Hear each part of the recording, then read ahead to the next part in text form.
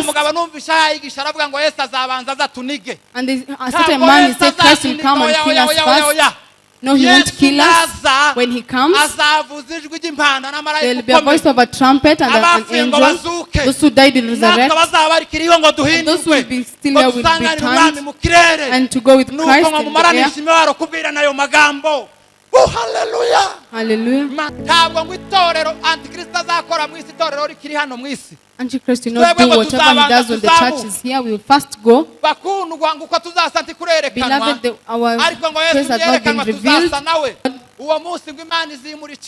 That day God will shift the city. Praise God.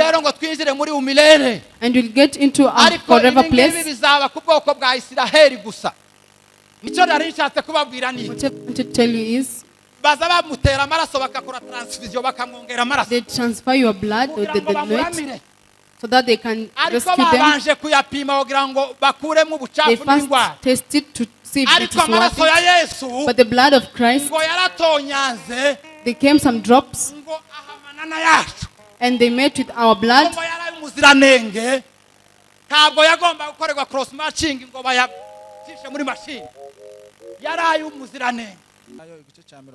The good gospel of Matthew chapter 24.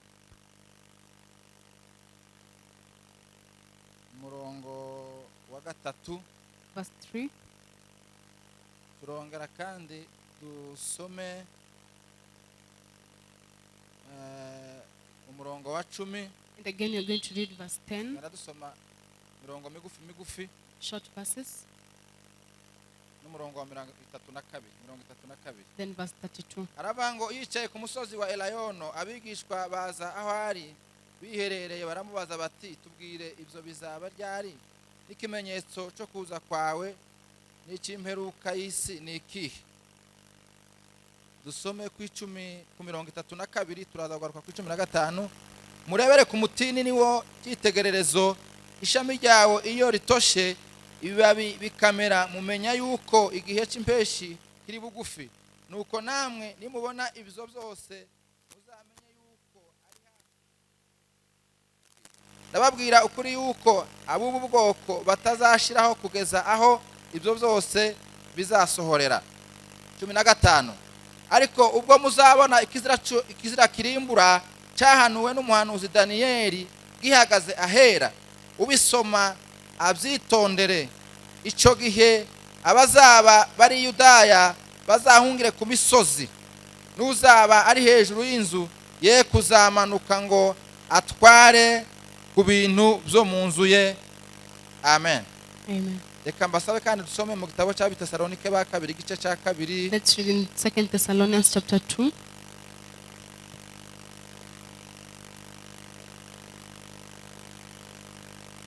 Tesalonike ba 2 igice cya 2 umurongo wa 6. Chapter 2 verse 6. Kandi none muzi yuko ikimubuza ari ukugira ngo azahishurwe mu gihe cye, kuko amayoberane y'umugome n'ubu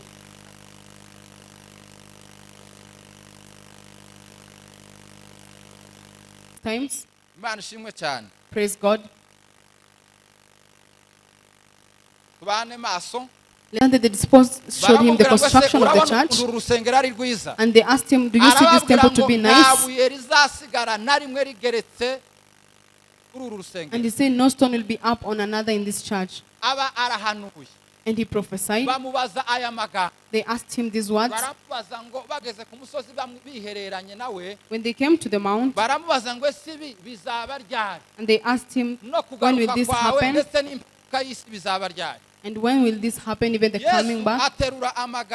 And Jesus said, he went speaking as he gave signs. He read a chapter 24 and 25, when he sat on the Mount Olives, and he said, be keen, so that no one deceives you, because many will come in my name. And he went speaking, and they say there will be wars, and kingdoms will rise against each other, even nations. Christ. Bibiliya ivuga kuko yapfuye agize imyaka 33 ndetse n'amezi 6.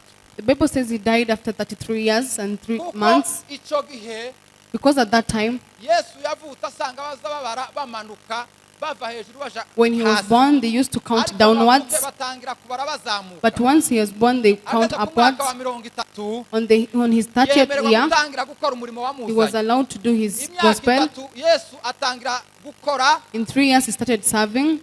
akora umurimo wamuzanye wo gucungura He did itorero. his work, which was to save the church. Amaze gukora iyo mirimo, After that, igihe kiragira ko kisha kumwica. it was a time that they Igihe looked for him cyose to kill him. bamushakisha kumwica ntibyakunze. It was not possible Ecari kitaragera. because the time had not yet come. Yesu arafatwa arapfa. And he was caught Mbere and he y'uko died. aza gupfa mu gice cya 14 mu butumwa bwiza bwa Yohana, In the good gospel of John chapter 14, abigishwa biwe when he was speaking to his arababwira disciples, ngo nimuhagarike imitima mwizera Imana he nanjye said, don't be mwizere. afraid, be Mu rugo trust rwa in God. data hariho amazu menshi, There's so many akomeza well. kubabwira ngo iyo abatarari mba mbabwiye ko ngiye kubateguriza And he ahandi. continued telling them some preaching. Tuza gusanga mu byakozwe no mu gice cya mbere murongo ndango wa In 19, Acts chapter 1, Yesu amaze kuzuka when he resurrected, ngo abigishwa biwe ngo bari kumwe nawe, when his disciples were with him, he went up.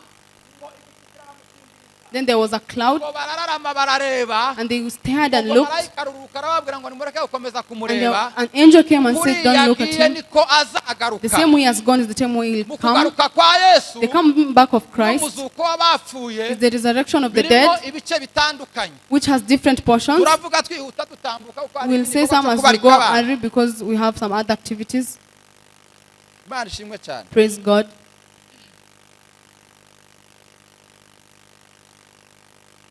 Hariho ibice bitandukanye. The different parts. Hari agatabo ka Ole ulimwenguni There's a certain book. kavuga uburyo ki uwitwa koyikoyi ni umudayimoni There's a certain book that yaza speaks about a yandikirana certain n'undi demon. witwa Ibilisi, They were writing to each other bavugana ngo bakore bwangwe bosha abantu abana b'abantu as they talked kugira how ngo to deceive bazabone abo people bazarimbukana. so that they could see people who will die together with them. Umwe yaza yandikira undi amwita ngo ni binamu, When one writes, they say akamubwira ngo about my binamu in-law, koyikoyi and he could speak their name. dushukishe abantu siyanse cyangwa Let's iterambere deceive people through technology or science batesha agaciro iby'Imana, so that they don't value bemere godliness ubwenge bwabo. and they believe in their own Kandi knowledge. akamwandikira akamubwira ngo And the other one wrote to him and uwo said, Yesu jewe nzamutinya kuko ari uzaduciraho I fear iteka, the same Christ that ariko because he'll ukore judge us, bwangwe kuko igihe kiri bugufi, because the time is near, uwo muntu ari hafi. the person is near, Ariko dukore ntibaza baryama kandi ntibaza basinzira they don't sleep, kuko bo ntibambaye inyama n'amaraso ntibaza they don't baruha. have flesh. Muri uku kugaruka kwa Yesu In the coming back of Christ, turamutegereje. we are waiting for him. Ariko Daniyeli yereka ibyumweru 70, But Daniel saw 77 weeks. ibyumweru 70, In these 70 ibyumweru weeks, 69 byaratambutse, 69 weeks passed. hasigaye icyumweru kimwe. It's remaining 1 week. Muri icyo cyumweru In kimwe that 1 week, kiza kivuga imyaka 7. it says 7 years. Muri iyo myaka In the 7 7 years, tuza tuyisanga mu gitabo cya we Daniyeli, find it in the book of ariko na Daniel. Yohana yaje But kubivugaho. even John Bivuga said kuko about it. twebwe itorero It says that as the church, ntabwo icyumweru kizadusanga mu isi. that week won't find us Niryo here. jambo dusomye hano mu Batesalonike ba kabiri, That's the word we've read in 2 Thessalonians, dusanze ahangaha Pawulo yandikiye Abitesalonike, where Paul wrote to the Thessalonians, arababwira ngo kandi and he said, none muzi yuko umubuza ari ukugira ngo azahishurwe mu gihe cye, and do you know that kuko amayoberane y'umugome n'ubu atangiye gukora, ariko ndazahishurwa nkeretse uyabuza ubu akuweho. Imana ishimwe cyane. praise God, Twebwe icyo cyumweru that week, n'itorero ntabwo kizadusangaho, it won't get us here. ariko aranditse ngo ikimubuza But he wrote and said, ikimubuza whatever stops him, itarakurwaho whatever is holding him, ntabwo bizoshoboka ko uyu mugome atangira gukora ku mugaragaro.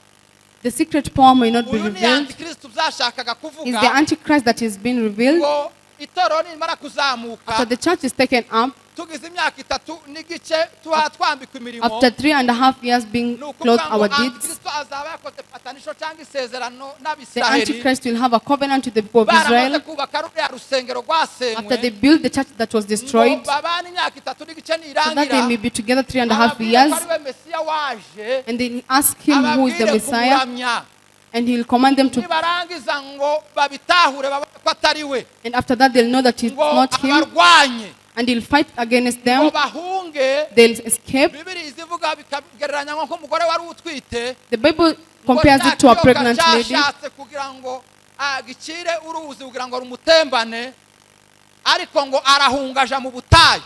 But she went to the wilderness. Aja mu rwara rwa Sera Petra, ngo aho ngaho niho yahungiye. It's where the pregnant woman went. Ngo nanone ngo amukurikirayo murasa intwaro zikomeye, ariko And still the devil ntibyakunda. followed her. Nanone ngo ubwo rucanwe nk'uko yaruciraga isi irasamura irarumira. And the same saliva was spitted. N'amami akomeye azagaragaza gutera Israel, ariko ntibizakunda. They are great kingdom that will fight against Israel, but they won't be able. Icyo gihe At that time, ngo hari abantu 144,000 there were 44,000 people. bazaba ari abamisiyoneri bazahaguruka There kuvuga will be ko missionaries ngo to speak the ntibuzaceceka, gospel.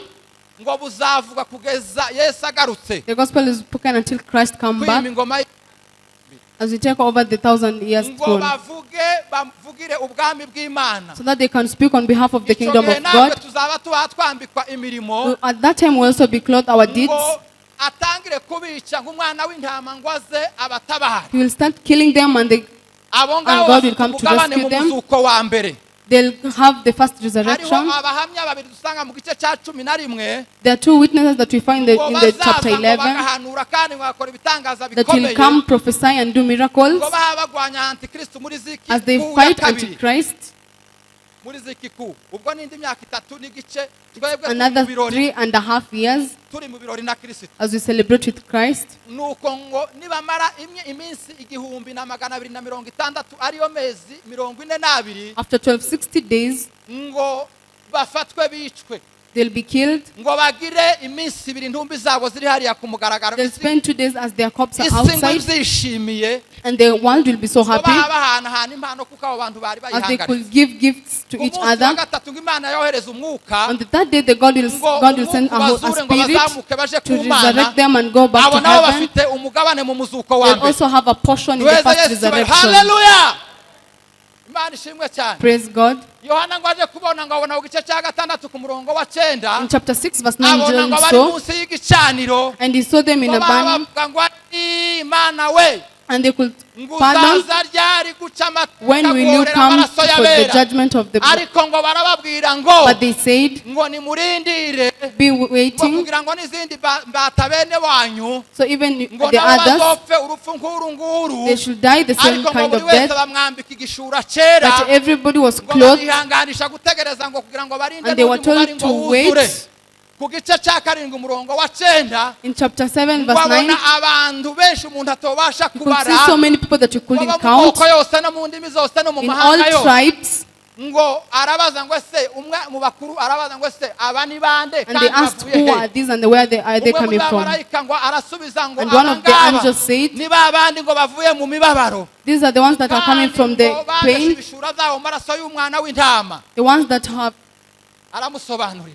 and he explained it to him. Kongera kubabona ku gice cya 14, And again, you see them in ngo chapter bahagararanye 14, n'umwana w'intama ku musozi Siyoni, as they stand together, the son of the ngo lamb, baririmba indirimbo y'umwana w'intama, as they sing a ngo song, kandi nta wigeze kuyiga. and nobody learnt about the Iyo song. ndirimbo ngo yaririmbye abo gusa ngo kuko batandujwe It n'abagore, only sang those ngo people. kuko ngo ari wo muganura w'Imana. It's the portion of God. Abo ngabo nabo ngo turi kumwe mu muzuko bafite And umugabane mu also those, they muzuko wa have a mbere. portion in the resurrection, in the first resurrection. Wa munsi Yesu azuka wa 30 ngira ngo ni 9, In the Hebrews chapter 11, aravuga ngo abo ngabo nubwo bamaze guhamwa neza batarahabwa even though ibyasezeranijwe, those have not been given whatever they were ariko ngo promised, Imana but God, ngo yatugambiriye ikirushaho cyiza, He has planned more good ngo than that. ntibazahabwa kandi ntibazatunganywa kugira ngo babanze baturinde They inama. won't be given unless they wait for us. Abo bafite umugabane mu muzuko They wa have a portion in the first resurrection. Imana ishimwe cyane. Praise God.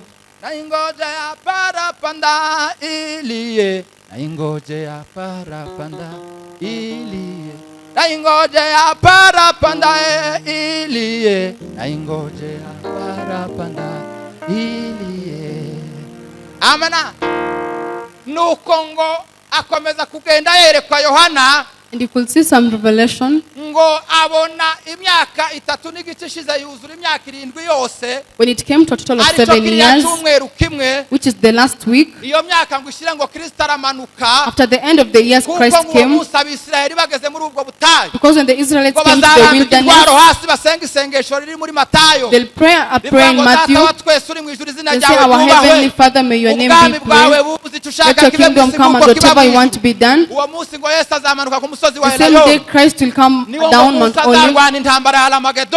And it's the day he'll fight against the Armageddon. And he'll kill them through.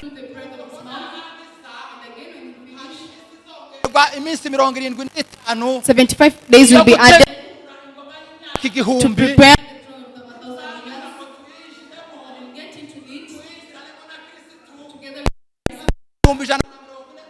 And those who are cut, even the 2 witnesses, and those who John couldn't notice, and they asked who are these and where are they coming from.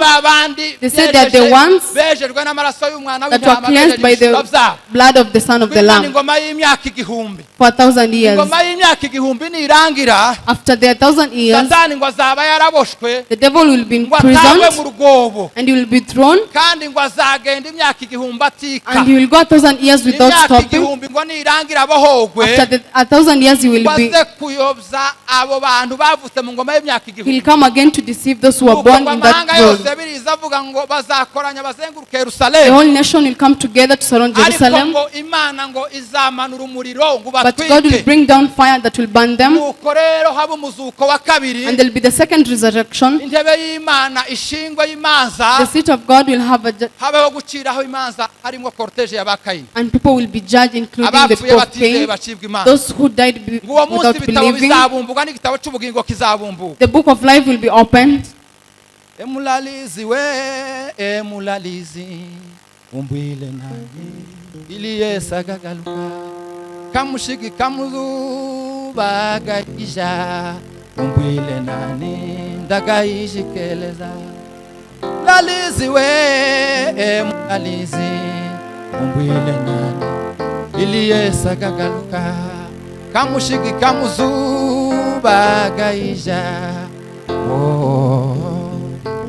Umuririmbyi w'inimero ya 66 aravuga wa Kristo wa inchi zote, all Christians from all nations, they'll gather together mbinguni kwa Baba in heaven, aravuga ngo watavikwa mavazi and he said they'll be clothed kuona Mwokozi wao, as they see their Savior, aliyewafilia juu ya the one who died on their behalf of the cross. Watoka mabonde, and those who came, they'll gather together. Praise God. That day God will shift the city. Praise God. And we'll get into a forever place. Niko Danieli yeretswe ijambo riravuga ngo ibyo by'umweru byagenewe umugwa wawe wera Yerusalemu n'ubwoko bwawe. Ariko reka tugaruke kuri twebwe abanyamahanga. Let's come back to us the Gentiles. Matthew yandika, he wrote, ahabwira abigishwa, when he told the disciples the signs of the coming back of Christ, there will be rumors of wars, some places, kingdoms will rise against each other, nations. They went into captivity for 70 years, and they came back. Whatever he told them, and when you see the domination of the evil, be awake. At that time, the apostle called Antioch, went to the holy place, and the sacrifices going to be given. That prophet was revealed. And again, a certain soldier of the Romans, he killed people in Jerusalem, and they went all over the world. He destroyed the church that was built, and King Herod decorated the church. That soldier destroyed it. The prophecy that Christ said that no stone will be on top, and they could destroy it. They got to the foundation as they took one by one, until they destroyed it completely. And that revelation was. And the third time will come. The Israelites only have one remaining thing. In the signs that they were given, again the domination will stand on the holy place. The day the Antichrist will say, I'm the Messiah. Praise me, I'm the one who has come in the name of the Messiah. And they'll know that it was the name of the devil. Be awake, because you don't know the day and the time. When you see it in the holy place, and whoever will be on the mountain, let them flee away. Those will be pregnant and breastfeeding.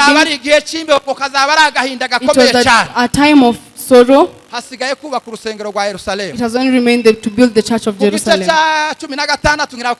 In chapter 16 verse 6, they saw the seventh angel and came into the river to come from the east, so that they could fight against Jerusalem. And it was a sign. The Euphrates was dry. The revelation is filled. The only sign remaining is to build the temple of Jerusalem. They have prepared it already. It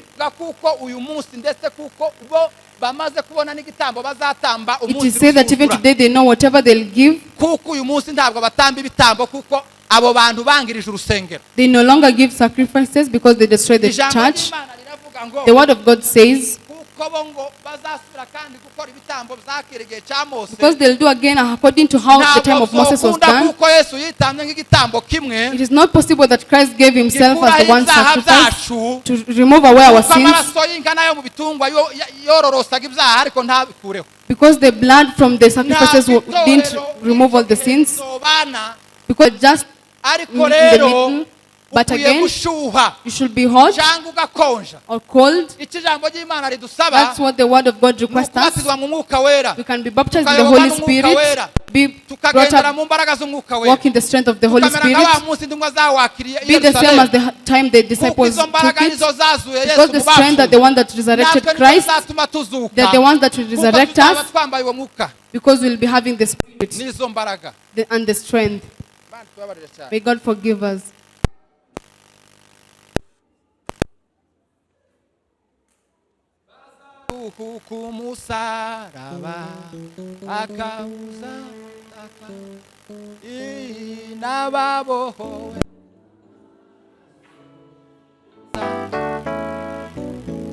Bari ku misozi yerade banezeranwe basize imibabaro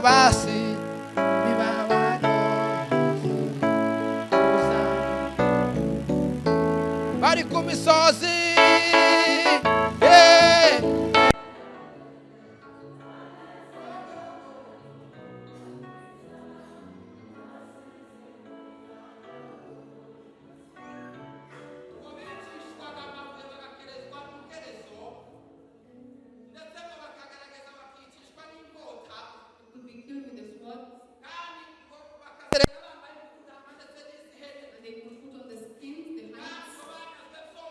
all of them they went through a lot and they suffered. They didn't allow them to stay here because they could go in the forests. They could go wandering in the forests.